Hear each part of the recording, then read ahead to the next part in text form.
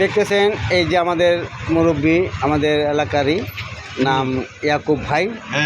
আজকে 24 বছর যাবত এই দোকানটা চালাইতেছে, চার দোকান চালাইতেছে এবং এখানে মুদি দোকান আছে, সব কিছুই আছে।